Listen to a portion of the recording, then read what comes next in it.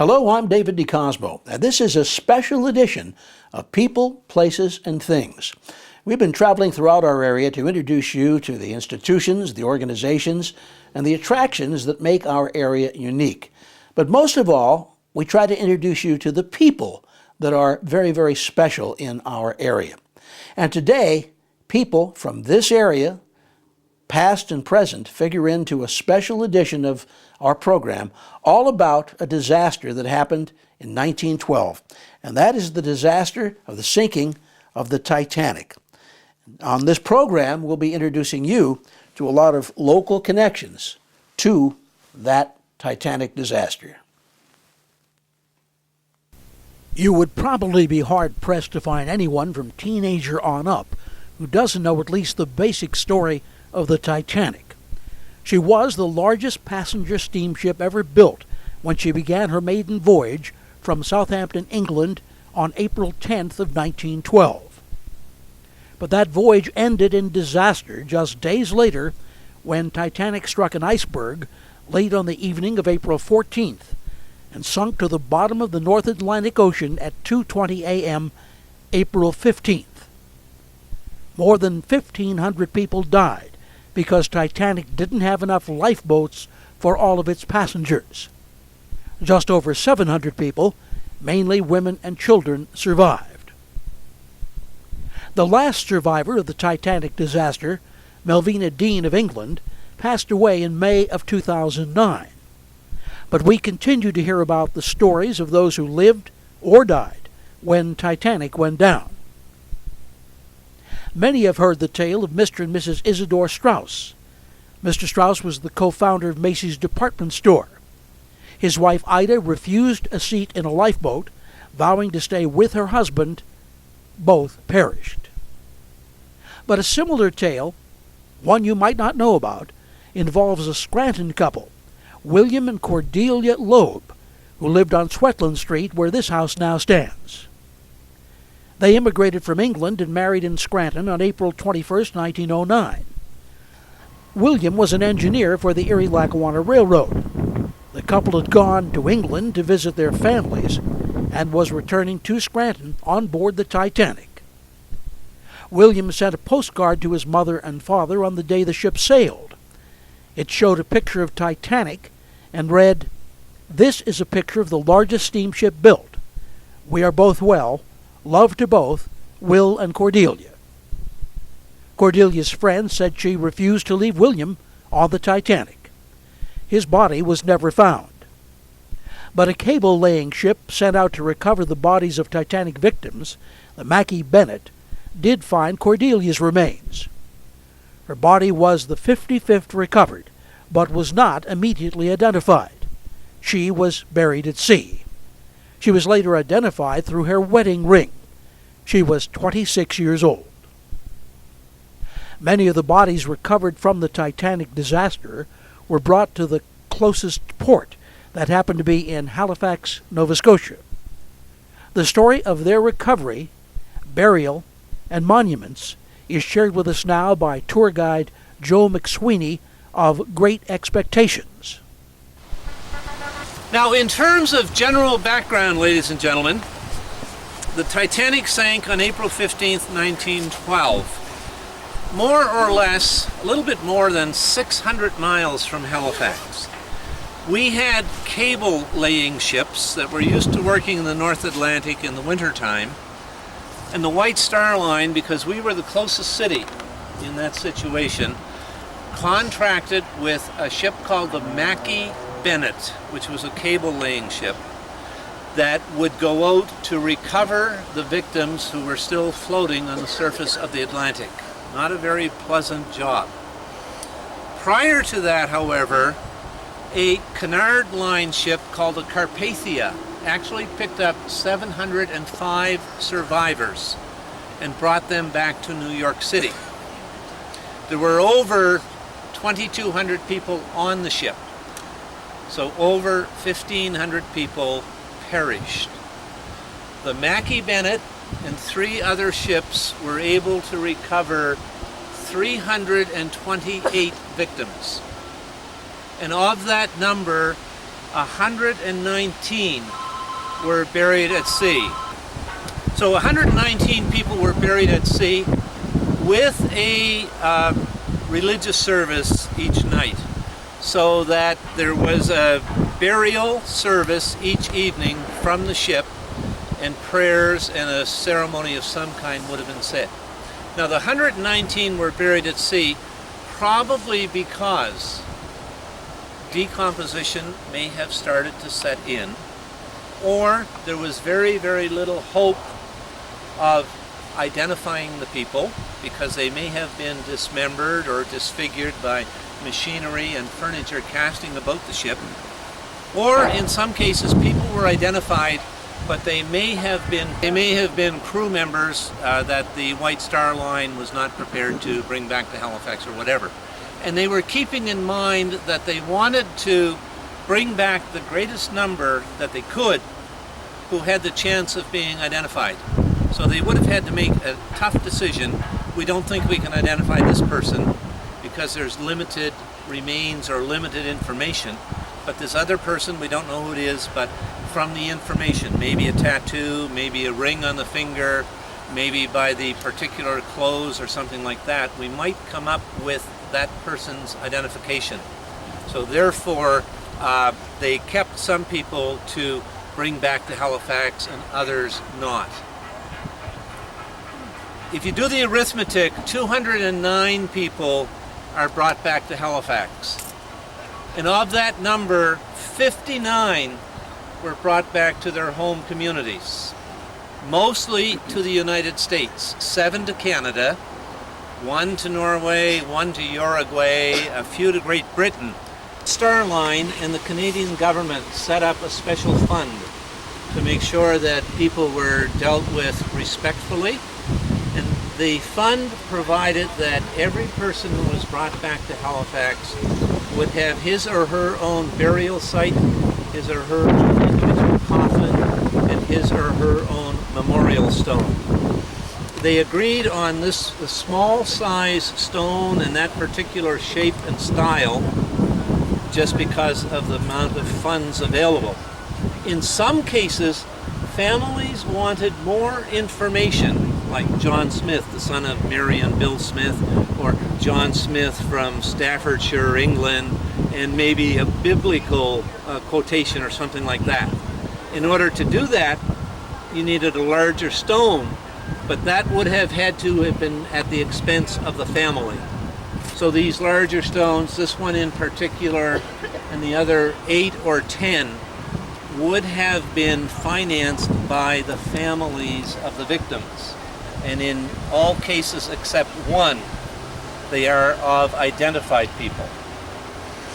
This was the site for 121, and people were buried as the authorities knew what families wanted. So they weren't buried alphabetically or numerically or by religion, but as the remains were prepared, the first ones brought in were among the first buried after they knew what the families wished. This particular site, this line goes up in a straight line, but the fourth row over here curves around to meet the first line, giving you the shape of the left side of the ship. And something that was not known until 1985. In that year, the scientist Robert Ballard discovered the Titanic on the bottom of the ocean under 2.5 miles of water. But as she sits on the bottom of the Atlantic today, she's pointed to the northeast. And as you stand here, looking to the front of this shape, you're also looking to the northeast. Fate, coincidence, kismet, or whatever. So the 4 graves, 4 rows are the 121 victims. This particular gentleman, John McCrae, was from Australia. He worked at the University of New South Wales, and it probably would have been prohibitively expensive to bring his remains back that far. So the family and friends provided for the Celtic cross in deference to the Scottish name of McCrae. The protocol that they established when the crew went out for recovery was that a log was kept. And on page 1, that page was reserved for the first victim who was recovered. In this case, it was a 9-year-old boy, Walter Van Billiard, and he was returned to North Wales, Pennsylvania. The protocol was 1 page per person, numbered, name if known, physical description, and a list of the personal artifacts. Anything in the pockets, rings, jewelry, the clothing that was worn, and so on. And they figured in that way they might then be able to come up with some subsequent identification if somebody were not a... And they said, on the stones we will put the name if known, we'll put the phrase died April 15th, 1912, and then we will put the number. And it's not a computer number or an impersonal number, but simply in case you wanted to reference back to the recovery log, the number is the page of the log on which that person's identification appears, which is also the sequence in which they were recovered. Let's come over this way if we could, please. Gatti Luigi, of course, is an Italian name. He was the manager of the first-class restaurant on the Titanic. And the Titanic was designed to be the most luxurious, the poshest, because the designers knew from the get-go that she was not going to set a speed record coming across the Atlantic, because the engines weren't powerful enough to move the mass of the ship at a record speed. So they wanted to appeal to the first-class people, so they made it posh and luxurious because the first-class tickets cost more, first-class people spent more money, and that was where the White Star Line would make its profit, or much more of its profit. The second was a little bit less, and the third class were basically steerage, and they paid for their passage, but the White Star Line didn't make a whole lot off them, so they didn't treat them nearly as nicely. But they did get relatively well taken care of, even though they were third-class passengers. Now, if we could just come up here, ladies and gentlemen.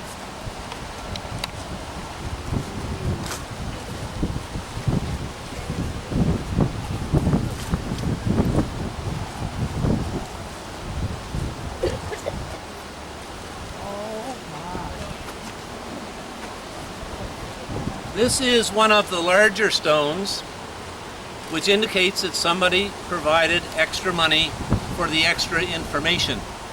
Now, Mr. Freeman was actually the personal assistant, or the administrative assistant in today's terms, to the president of the White Star Line. The White Star Line president was J. Bruce Ismay, and of some significance is the fact that at the base of this, it says erected by Mr. J. Bruce Ismay to commemorate a long and faithful service.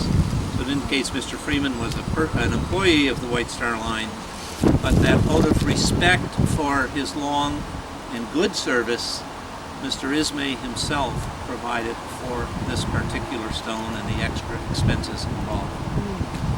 With regard to Mr. Ismay, there's an urban legend around that he dressed like a woman to get into a lifeboat. It's baloney. There's absolutely no evidence to indicate that. He did get into a lifeboat, and I would suggest that that was probably a wise thing for him to do, because many people were under the illusion that the Titanic was unsinkable, that there would be, if you did get into the lifeboats, you'd be there in the chilly North Atlantic, and then you'd have to get back on the ship when they plugged the hole, and my golly, that would be an awful inconvenience. But by setting an example of a gentleman from the first class, in this case the administration, getting in the lifeboat, he probably tried to serve as an example for many others to get in the lifeboat as well, and to impress upon them the urgency of the situation. It's also suggested that after he went back to England, Mr. Ismay became a recluse. He did live pretty humbly and simply and privately, but even before the launching of the Titanic, he lived very simply and humbly and privately. So there was no radical lifestyle change for him. So again, these are some of the myths that developed as a result of the sinking of the Titanic. Okay, let's take our plane.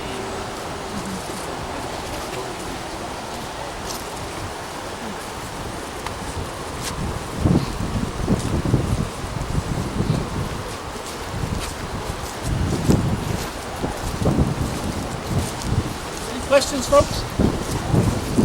Time to pause and ask for questions.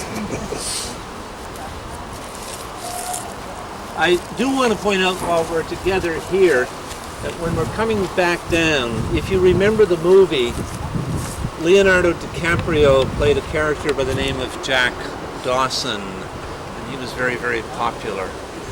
At the time of the movie, a lot of people came out to visit one grave in particular, and I'll point it out shortly. It's got J. Dawson on the stone, number 227. And Mr. Cameron and the production crew weren't aware of this. The J actually stands for Joseph, and he was an Irishman who was a member of the engine room crew.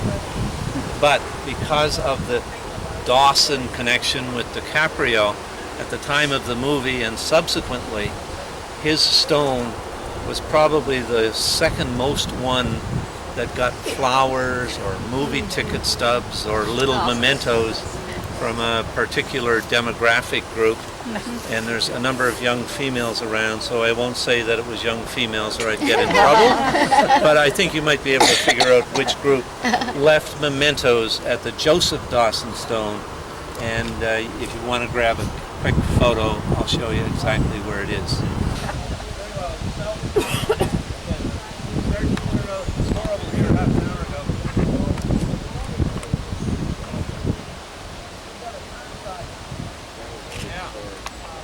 We're going to go up here momentarily and talk about the unknown child. It's probably the most poignant, the most heart-touching story here, but each and every one had his or her own story to tell, and I'm sure that you could identify the human stories that these people represent. Okay, right here is a small stone for a small person who has had a big impact, especially on the crew of the recovery ship. There's no number on this stone, but if they had put the number, it would be the number 4. So very early in the recovery process, the crew of the Mackay Bennett came upon a little toddler whom in the log they identified as about 2 years of age. They were particularly touched because this was the first toddler that they had come upon. It was angelic in appearance, and they asked the authorities, if the child remains unidentified, may we provide for the stone and may we participate in the funeral service? And in both cases, the authorities honored that request. So, crew of the recovery ship paid for this stone, decided on the inscription, and served as pallbearers at the funeral service.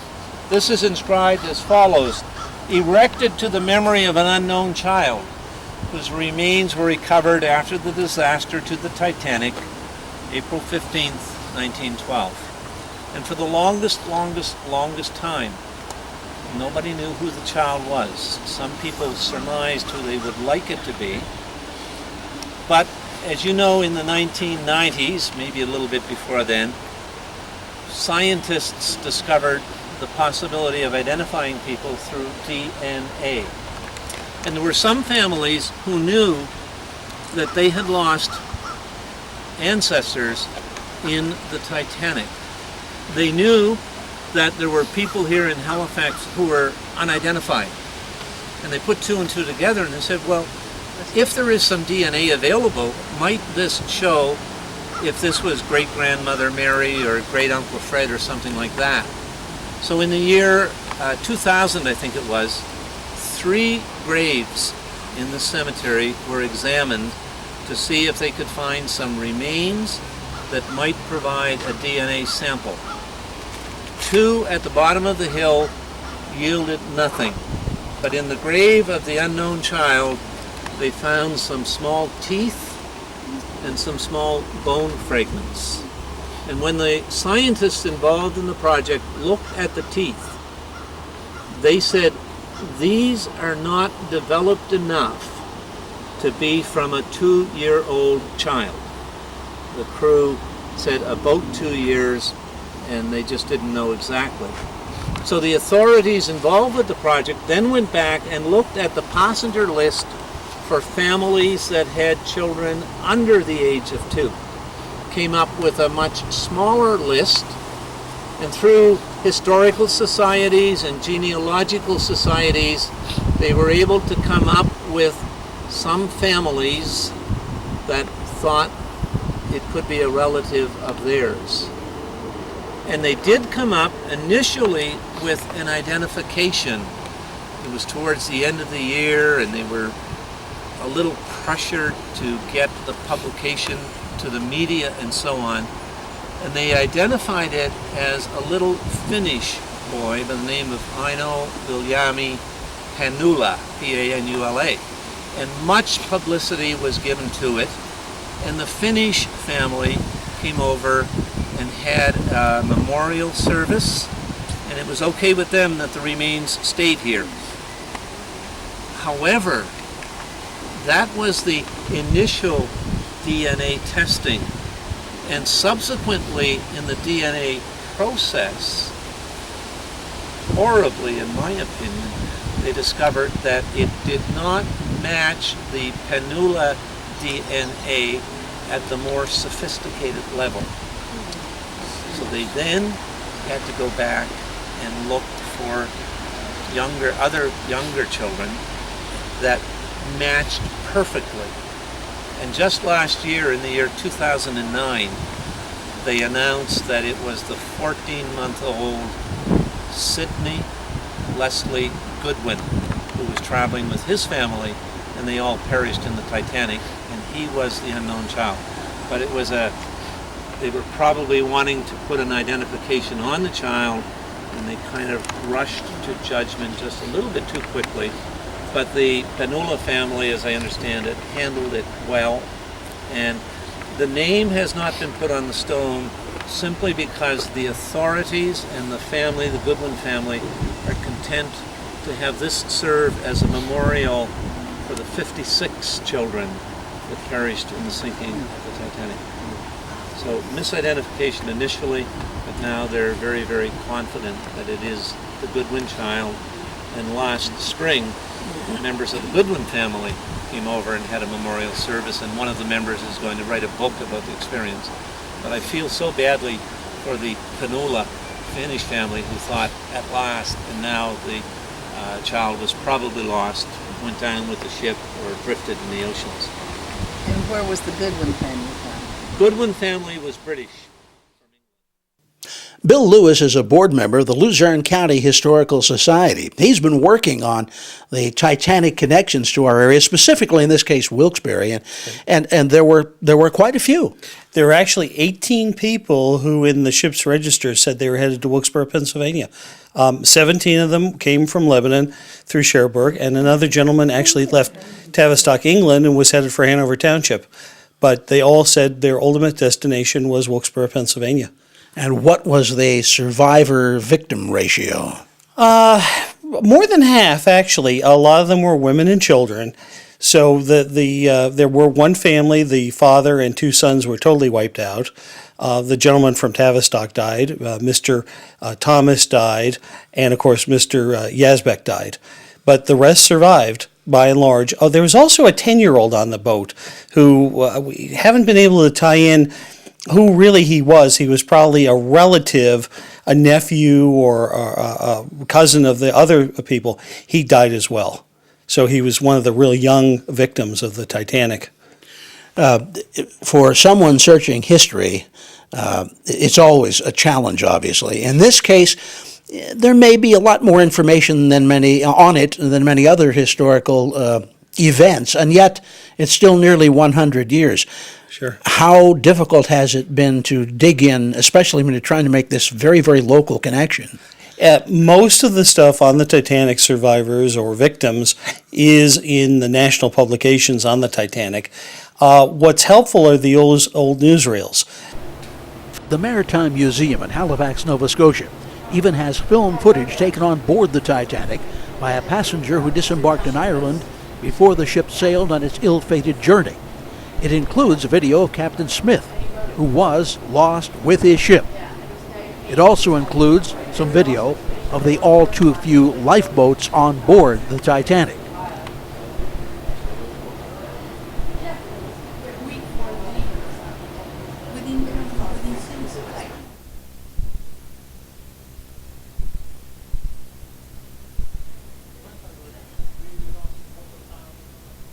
The photographer also took video of the third cabin promenade deck area.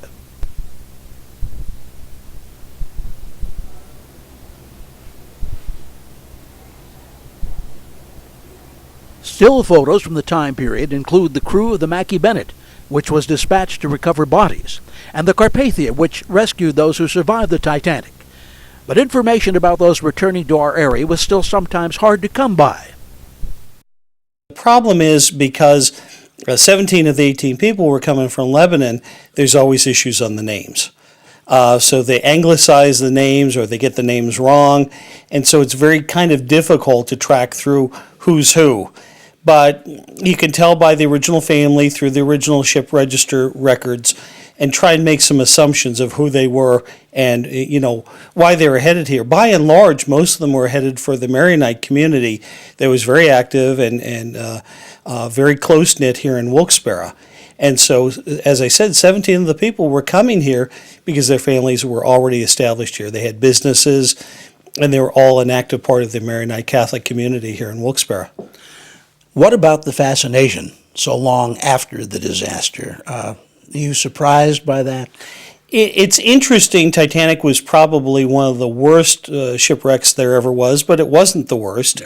It was probably one of the most publicized. There are a lot of writers who say that it may have been the event that truly ended the Victorian era, that changed the world. You came from the very peaceful, quiet Victorian era, and all of a sudden you were beginning truly to get into the 20th century with war and technological change. So there are people, and for good reason, say that was really the hallmark point in the history of the 20th century that really made the change from the old world to the new. The fascination continues with you. Oh, it does. It's a fascinating topic, and it's made, I think, particularly fascinating by the local twist, the local tie, the fact that there were so many people on the boat who were headed to northeastern Pennsylvania and had ties here. When we talk about Pennsylvania connections to the Titanic, one of the most impressive stories comes to us from the mother of a woman who lives here in Wilkes-Barre. Our guest on this segment of our program is May Thomas. And May's mother, Thelma, it was Americanized to Thelma, was a passenger on Titanic. May, of course, you were born well after the Titanic disaster. When did you first start to realize that your family had this unique connection to history? Well, they talked about it since I was 6 years old. And when I repeated that to my school teacher, and I was going to school then, and I told him that my mother was a survivor of the Titanic. And then she came up, and my mother, she couldn't believe it. She came up and she did speak to my mother about it. My mother told her all about her experiences, and she was so elated about knowing that my mother was a survivor. Now, your mother's story is very unique, and there came a time when I was able to play a part in that. But before we get to that, there were other Luzerne County residents aboard the Titanic. What do you know about them? Well, there were two Bork boys that came over on the Titanic with their mother. But their mother did not stay in the United States. She went back to Lebanon. The two boys were raised by two relatives there in Wilkes-Barre. That's where they spent their whole life, in Wilkes-Barre, after that. Now, they came on the Titanic, they were survivors. That's right. And there was another, a gentleman who came over with his young wife. That was who? Mr. Yazbek. It's Antonio Yazbek. He married to Selenia. And he went down with the ship, but she remarried after, married a Decker. She was in Wilkes-Barre for about a year. She remarried and went to Norfolk, Virginia, and that's where she lived until she died. Why were there people coming to Wilkes-Barre from the Titanic? That was asked to me several times, but it seems that the first Lebanese family that settled here, the others found out where they settled, and that's why they followed them. That's all I could tell you. I really didn't. And of course, you know that Loomis Street was full of Lebanese people. Yes, yes. And of course, your mother was Lebanese. Now, her husband was already here. He was here, and he sent my uncle, Charles Thomas, over to bring... Charles went over to visit his family. He had 4 boys over. Thomasy Thomas, Jimmy Thomas, and Sam Thomas, and May. Her name was May also. So they didn't come back. They didn't come to America till a year after their father went down the ship, of course, you know. And they followed a year after, came to Wilkes-Barre and settled on Moy Allen Street in Wilkes-Barre. Then later on, of course, cities went to business. Thomas went to business on Pennsylvania Avenue. Very famed produce company exactly. in the area. No. And then he bought the home in 44 next to the bank there on Wells Street. When I came to know your mother, it was 1972, so one of the anniversary years, and it was a unique story. And something that will live with me forever because I wound up playing a part in the story. I came to interview your mother, and you were helping me because she did have a bit of an accent, a little stiff Lebanese accent. That's right. And if you will recount basically her story from the time she got on board, would you set the scene for us? How old was she? What her circumstances were? Well, she was 16 years old when she left her family in Lebanon, in Hardin, Lebanon. And they did embark on the ship in Cherbourg, France. And it was, like I said, you know, the incident that happened at 2 o'clock in the morning. Right. Now, she was with her brother-in-law, Charles. Yes, Charles Thomas. And she had a little baby. 3-month-old child, yes. 3-month-old child, and he was named? Acid. In Arabic, it's Acid, but it's acid in English. Okay, so they get on in Cherbourg. Yes. And they begin the journey, and then, of course, on the late in the night of April 14th, 1912, the Titanic has its collision with the iceberg. And I guess at first, no one thought too much about it. No, but the captain did get warnings all night that there was an iceberg, to watch out for the icebergs on the sea. But they were celebrating, you know, and just ignored it, I guess. You know, they didn't pay too much attention to it. Until when they saw the iceberg, it was too late because the ship was going too fast to make a turn, and Ismay wanted his ship to come to New York City 2 days ahead of time. That was Bruce Ismay, who of course was the president of the White Star Line, which actually ran and had built the Titanic. That's right. From what your mother told you, did she know there was that much danger right away, or did it come? No, when my uncle he knocked at the door and told on her bedroom door, and told her, "Get dressed immediately. You have to come with me." And that's when she started to get excited, of course. And what's happening? What's happening? Just bundle the baby and bring him. That's all. Leave everything. Don't touch anything. Just come quick. And that's when he took her up on the upper deck of the ship and wanted her to get into a lifeboat. And no, what happened with her is she kept clinging to my uncle because she didn't want to leave him because she couldn't speak English at all, you know. And he did speak English well, you know. And, of course, they saved women and children first. What they did, they pulled her away from my uncle, put her in one lifeboat, and then my uncle ran over. The boat went down. Well, when they put her in there, he ran over and gave the baby to Mrs. Mckenzie. So when they were pulling your mother away from your uncle, in doing so, they separated your mother from her child. From the baby, yeah, right. And then when she was put in the lifeboat, she couldn't speak a word of English, of course, and she's screaming for her child. And everybody on that lifeboat, none of them could speak Arabic, none of them. And she's trying to tell them, her child is not with her, and nobody could understand her, of course. And that's when she started going into a state of shock.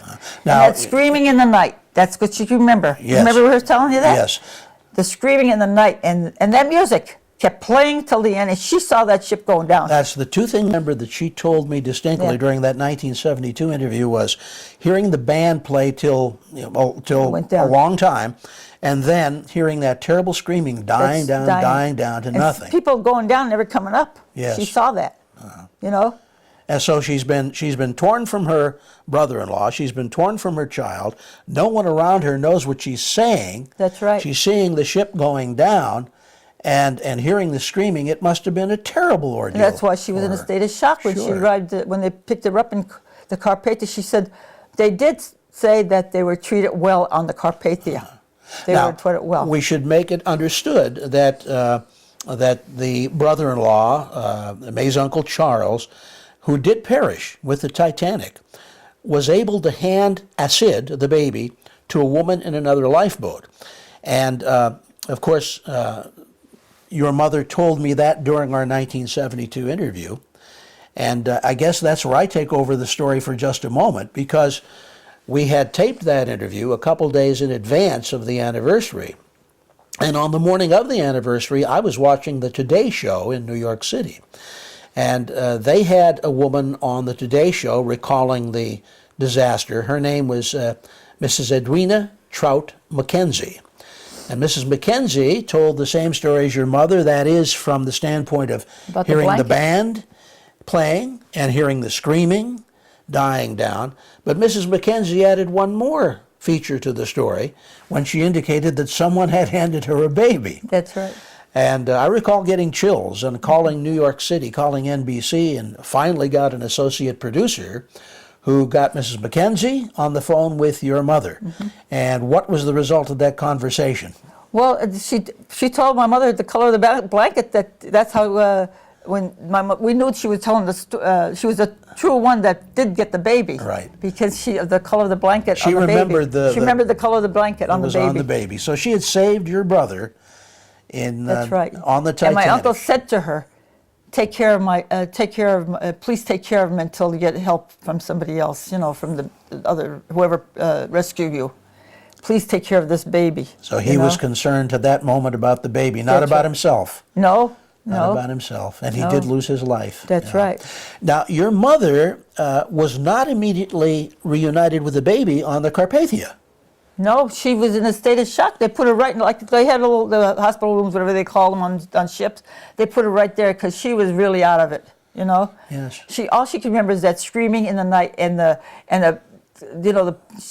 people's drowning and everything. She saw all that, and of course I have to tell you about this, about the man that jumped into her boat that was dressed as a woman. Actually, he was a lifesaver, because if he didn't help row the boat away from the big ship, the suction would have taken them with the big ship down when the ship was Oh, my going down. word. Wow. So that's another incident. There are so many individual stories that come from Titanic. So when, in fact, did your mother get reunited with your brother, Assad? When did that happen? In the hospital in New York City, when then she was back to herself again. After 3 months, my dad was down there constantly, back and forth. He had a wholesale fruit and produce market here in Wilkes-Barre with my Uncle Charles.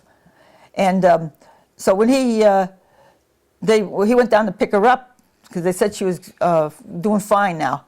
And they asked her if she would identify her baby. And by the blanket, they kept that blanket on him all that time. And she walked right to her baby. And that's how she identified him. Now, your mother unfortunately passed away 1974. Just 2 She was years 78 years old. after we did the interview. Is it safe to say that throughout her life, and she had a good life here, she had 10 children all told. Right. Is it safe to say, though, that she never totally escaped the trauma of the Titanic? You're right. She always had that, that look on her face, that sad look on her face, always. Until, of course, when we were with her, we made her laugh, and we tried to make her, forget about, what she, remembered what happened to her. But she always brought it back, always told anybody to come in, and she would tell them the whole story. The best part was when we had the 50th anniversary in Washington, D.C., and we were invited. at the Shoreham Hotel. The KB Theaters of Washington and the Rank Organization of England had this big affair for all the Titanic survivors. And I had the pleasure of meeting 39 of the survivors that were on the Titanic. And I know you've got some mail from a couple of those survivors. I've been writing to them. So and now they're all gone, of They're course. all gone. Yeah, yeah. They're all gone.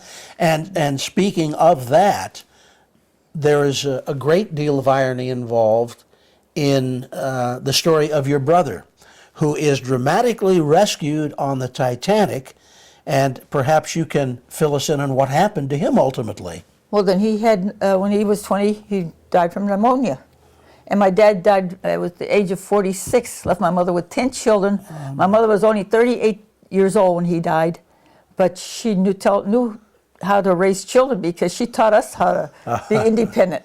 Yeah. Ironically, though, your brother, having survived the Titanic, got pneumonia, and I guess that was in the days before they had penicillin. That's right. And my dad the same way. He died from the same thing. Now, you, of course, because of your connection, have been fascinated with all the stories about Titanic. I let everybody know that my mother was a survivor of the Titanic. I don't care where I go, what I do. And even Daddy Thomas, when I worked for him, and I told him that, oh, I was his best friend after that. You know, he was so interested in that. You were involved with the St. Jude Children's Research Hospital. Yes. But every place I went, in my employment, my job, if I went to New York, no matter where I went, I let everybody know that my mother was a survivor of the Titanic. Now, she was my hero. I'm wondering if some of the trauma, though, has also then been passed along, because may I understand you've never been on a cruise? No, I paid for one once and I never went on it. I think for her talking about her experiences on the Titanic, that when I see a big ship like that, I get petrified. Isn't that awful? That's a beautiful thing to say. I am so thankful that you have some memorabilia here, including some photos that we're going to show about some of the people you've just talked about. And I thank you so much for sharing your Titanic connection story with us, again, in this case. This wall in May Thomas's home is covered with Titanic memorabilia, photos of those involved in her local story. Her mother, Thelma Thomas, who at 16 traveled to America with her infant son in tow. She was escorted by her brother-in-law, Charles Thomas, who made sure the baby was safe, but lost his own life aboard Titanic. And this is the only known photograph of Assad Thomas, the little baby who grew to be 20 years old, only to die of pneumonia. Finally, the woman who saved the child, Mrs. Edwina Mckenzie, another Titanic survivor. This man survived the sinking as well, although through most of his life he said he wished he had not. He is J. Bruce Ismay, president of the White Star Line, which owned the Titanic. Ismay was widely criticized for saving his own life by stepping into a lifeboat when many men were left behind to die. Ismay stepped into this lifeboat, Collapsible C, a canvas-sided boat, one of the last launched from Titanic, from the starboard side of the ship as it was going down. Ismay shared that boat with 40 other people, including a woman and her 2 children, ultimately bound for Wilkes-Barre, Pennsylvania. A family friend had gone to Europe to get Amina Mubarak and bring her to the United States. Her last name ultimately changed to Boric. With her 4-year-old son William, and her 7-year-old boy George. All 3 of them, of course, were saved. Dolores Elias is the boy's niece and Omina's granddaughter. How did they happen to be in Europe, first of all, to think about coming over here? They were born and raised there for that amount of time. My grandfather came here first to the United States and settled in Clarefield, Pennsylvania, and established a business, a mercantile business. and saved his money until he can send for his wife and the 2 boys, which were 7 and 4 years of age. And his friend was going over to the old country to find a wife, and my grandfather gave him money and asked if he would accompany my grandmother and the boys back because he didn't want her to be alone. So Antonio Yezbek went to visit my grandmother in Hadin, Lebanon, and told her that George had given him money and that when he left to come back to the United States, he would take her and the boys with him. Well, that day she had her sister visiting, Selene. She was 15 years old.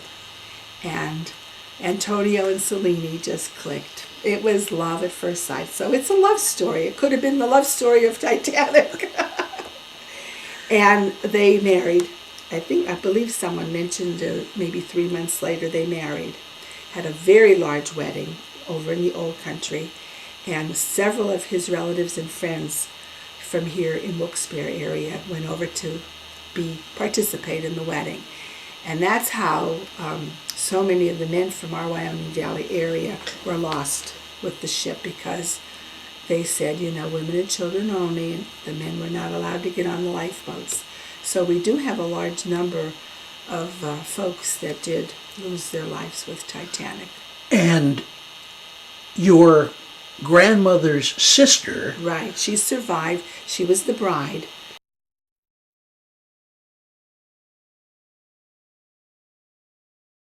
They were only married 11 days. Yes, Cecilia Yezbek. And I accredit my grandmother and the boys' survival because of her brother-in-law, the new brother-in-law, helping them to get out of steerage up to collapsible sea boat. And that's why I really think you needed an advocate, a forceful person to advocate for you with the commotion that was going on at that time on the ship. Now, speaking of that commotion, you tell a story about Cecilia and her Yes. groom, her brand new groom. Yes. And their moment of parting. What happened there? Well, she did not want to leave him naturally. She was very much in love with him. And he told her that, he would be all right, that he was a good swimmer. And she didn't want to get in the lifeboat, but he convinced her. So when she got in the lifeboat, she wanted an extra hug and kiss. And he leaned forward to accompany her when the crew got upset and thought that he was trying to get in the lifeboat. And they had pistols at that time because they were trying to conduct and, keep it law and order. And they shot the pistol up in the air at him. They were going to shoot him because they thought he was trying to leave with her to get in the lifeboat. So that must have been a very, very emotional time, a very emotional scene with their departure, having been only married a short time. Yeah. Here is your grandmother and your 2 uncles. Yeah. They're little boys, and they're put in collapsible sea, They which must was... have been very frightening. Oh, yeah. And collapsible sea was actually a canvas kind of boat. And as it turns out, we now find out they were in some rather... Rough waters. rough waters, and they were with some company, and I don't know how to describe the company in terms of prominent and yet reviled, as it turns out, in history's eyes. It is told that Bruce Ismay was in the same lifeboat, Collapsible Sea, also. And Collapsible Sea was not filled to capacity. It was the last ship, it was the last lifeboat to leave on the starboard side of the ship. So my grandmother just made it. Wow. And so I don't know, with her being young and she didn't speak any English and having 2 little boys, it just must have been. I understand they were in their night clothes, and that evening was very cold. And they were on the water for several hours before they were picked up by the Carpathia. She probably didn't even know Ismay. They probably had no idea who he was at all. No, because they were steerage, and he, of course, was first class. She did wind up in the hospital. Yes, they did. The children and my grandmother and her sister Selene were taken to Bellevue when they arrived in New York. And I just try to imagine my poor grandfather hearing about this. And there were so many incorrect reports about survival and not survival that he just didn't know what to believe. He must have been going frantic. Yeah, but they were ill, and they were ill from exposure. Ultimately, of course, your grandmother survives and comes back first to Clearfield County and then back here to Wilkes-Barre, which I think was listed as her destination was Wilkes-Barre. Right. And she has another baby, and that baby is? My father. Yeah, my father, Roy Borick. He was born in July of 1916. And later, 2 years later, she had another son, Daniel. And unfortunately, she became ill with consumption, which is tuberculosis. And she spent some time in the Whitehaven Sanitarium. And that's the memories that my father has. He was very young, that he would be able to go to see her, but just wave to her from a car, with her coming to the window and waving a white handkerchief to the family. And then she returned back to Lebanon. Hopefully they thought maybe she was homesick for her mother and her sisters, and that maybe that would help with the disease, but unfortunately she died. She died 10 years after the ship sunk. And whatever became of Cecilia? Cecilia then married 3 years later. She came to Wilkes-Barre, and she met a man by the name of Elias Decker, and they married. I believe it was 3 years after the ship sank. And they resided in Richmond, Virginia, raised 10 children. And irony enough, he worked, his job was selling blocks of ice. Irony as it would be. Your uncles, being little boys, had little recollection, but they did have some recollection. And that was of the turmoil? The turmoil. Now, the younger boy, William, who was 4 at the time, he never, ever spoke about Titanic. He settled as an adult in Pittsburgh, Pennsylvania, where he had a produce business, small produce business. And he had 4 daughters. And I very frequently would ask the girls about, did your dad ever, say? They said, and his wife also said, he would never talk about it. I don't know whether he was so frightened, or he didn't remember, or he was, in his type of denial. He didn't speak about it. But George did settle here in Wilkes-Barre, and he married, but they never had children. And I was like a daughter to George. And God love him, he would come to visit me frequently. And he would always tell people he was the opposite of William. He would speak very frequently and outwardly about Titanic. But William, on the other hand, did not. And Uncle George would say things like there was a lot of commotion, a lot of screaming and yelling and pushing and shoving. And he said, I remember somebody picking me up and tossing me in a lifeboat. And that was about all he could recollect. We think that was Mr. Yesbeck. We think it was, the new brother-in-law who helped the women and children get out of steerage. At his own cost. I really believe that, if it wasn't for him, if my grandfather hadn't asked him to accompany his wife and children, I don't think they would have made it, because she was probably asleep with the boys when it hit the iceberg, and not speaking any English and not knowing what was going on. It would have been too late to even get on a lifeboat. Because, And I get shaken when I even hear this, yes. I still, till today, when I watch the movie and I see the lower section, because that gentleman was locked in the lower steerage section, and I see that water coming, I get the chills and I tear up. I guess you, like I, have been fascinated with the story of Titanic ever since. Oh, yes, yes. And my grandchildren, too, whenever they have an opportunity to write any type of stories or reports, they do tend to Titanic. My daughter's a school teacher. She teaches it for the 4th grade in the Wilkes-Barre schools. But you, like May Thomas, have never been on a ship. No. I've been on ferry boats, but never on a cruise or never on a ship. No interest? There's something about this family with water. I was in the Agnes flood. My house was completely covered with water, and I don't think I will ever go on a ship. This aging framework in New York City marks the Cunard Line Pier, where the Carpathia docked and survivors from Titanic finally completed to America. But there is no marker or gravestone for a man bound for our area who died when the Titanic sank. The body of Nahir Shadid, or Nahil Shadid as listed on his health certificate, was the 9th to be recovered by the Mackay Bennett. His mother asked that his body be returned to Northumberland County, where in May of 1912 it was buried at St. Mary's Cemetery in the community of Culpmont. But a large wooden cross said to have been placed at the grave site has long since disappeared, as have any records of the spot where he was buried. As with many mysteries of Titanic, this one will likely never be solved.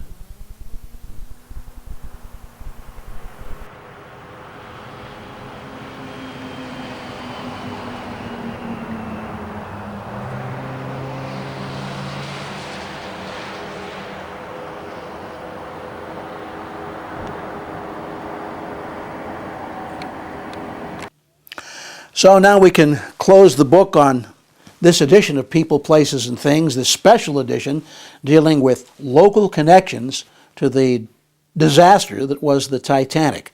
But those stories will undoubtedly be told and retold throughout the years. And who knows, as exploration continues, as perhaps more artifacts are found, as perhaps more stories are uncovered, we'll learn even more about that tremendous sea disaster 100 years ago. For now, I'm David DeCosmo for People, Places, and Things. Until we meet again, I hope all your news is good.